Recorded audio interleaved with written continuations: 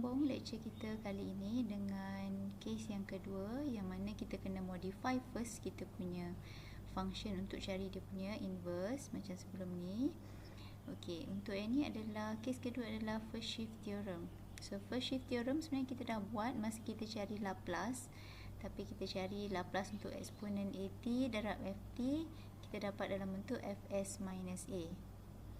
So sekarang kita nak cari inverse untuk Fs minus A, bentuk dia macam ni, dan dapat jawapan eksponen AT Ft. Okey. So kita tengok example 4.11a. Kita punya soalan, kita nak cari inverse untuk 1 over s minus 2 square. Okey, cuba kita tengok Laplace table. Kat mana yang ada nak compare untuk 1 over s minus 2 square. Kat sini ada s square tapi ada plus a square, s square plus something, s square minus, s square minus. Kat sini s n plus 1. Okey, untuk s yang power lebih daripada 2 dan seterusnya. Nampak macam tak ada kan? Tapi sebenarnya kita kena refer yang ni lah. Yang ni. Kita kena refer yang ni. Okey. So sebenarnya function kita dalam bentuk Fs minus A. Okey. Cuba kita tengok. Sekarang kalau yang ni kita punya function Fs minus A. So Fs minus A kita 1 over s minus 2 square. So boleh tak cari A dia apa? Fs minus A maksudnya apa-apa yang ada s kita ganti dengan s minus A macam sebelum ni kan. So sekarang s kita kat sini dalam bentuk s tolak 2. Jadi A kita 2 lah. So kita boleh dah keluarkan A, kita boleh cari Fs. Fs yang tinggal adalah 1 over s square sahaja. 1 over s square tak ada masalah, kita boleh cari Ft. Yang ni basic je, so kita dah buat dah pun sebelum ni. So kita akan dapat t power 1, betul. So ini kita refer kepada yang n factorial over s power n plus 1. So kita dapat ni lah dia punya inverse, t power 1. Okey, so sekarang soalan asal tadi kita nak cari inverse untuk 1 over s minus 2 square. So kita dah dapat daripada A equal to, kita boleh keluarkan eksponen 2t times Ft. Ft kat sini adalah t. So ini dah jawapan lah. Ataupun nak lebih cantik kita tulis t eksponen 2t. Ini cara matematik tulis lah. So dah dapat jawapan. Macam tu je caranya untuk kita refer yang formula yang ni untuk dapatkan dia punya inverse. Okey. Okey, next kita tengok example D. Okey, D ni pula kalau kita compare dengan Fs minus A, yang ni, so kita ada 4 over s minus, kat sini kita punya A lah kan, square plus 16. Sebab 4 dengan 16 ni tak ada s, tak ada masalah. So yang ni je s. Jadi ni dah dalam bentuk s minus A ataupun s minus 3 lah. So A equal 3. Jadi bila kita dah keluarkan A, Fs yang tinggal adalah 4 over s square plus 16. Okay, ni dah dalam bentuk basic. Kita dah buat dah pun sebelum ni. 16 ni adalah 4 square. So Ft dia apa? Refer table. So kat sini kalau atas ada A over S square plus A square. So kita akan dapat sin AT for T. Okay.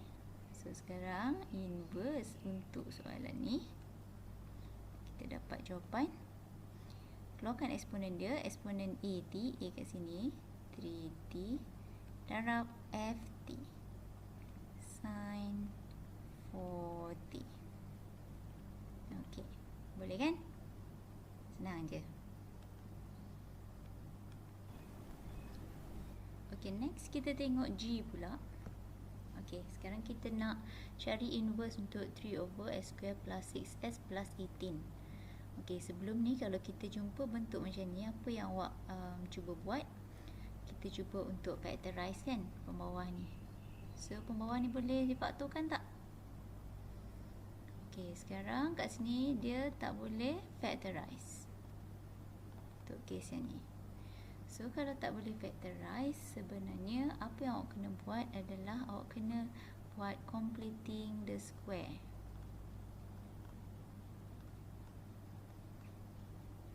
Okay, ingat lagi? Completing the square. So, dekat sini kita punya S square plus 6S plus 18. Okay, kita buat completing the square. Pastikan constant untuk yang square kat depan adalah 1 ni, dia punya A. Mesti 1. Kalau tak ada, kalau kat depan ni ada 4 ke 5, bahagi dulu semua sekali ataupun factorize dulu dengan A. Mesti nak jadi depan ni 1. Okay, so depan dah 1. So, kita ada S square plus 6S. Okay, completing the square kita kena tambah. Ni kita punya B. 6/2 square. Bila dah tambah, kita kena tolak 6/2 kuasa 2.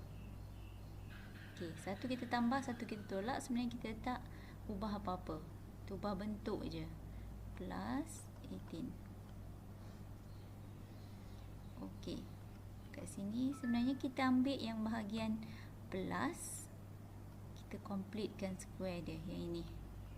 So, sebenarnya kita dapat S plus 6/2 adalah 3 square.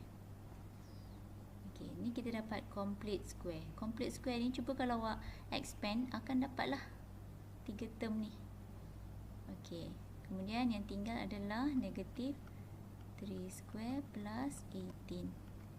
Okay, yang ni kekalah kat sini. Okay, so S plus 3 square plus 9. Okay, so bentuk kita dekat sini dah jadi 3 over S plus 3 square plus 9. Dah nampak dah ni, dah boleh dah nak cari dia punya inverse kan. So, tak ada masalah. Boleh cari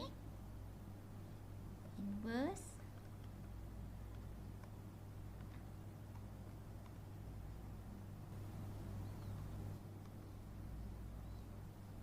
okay, dekat sini boleh keluarkan dia punya A.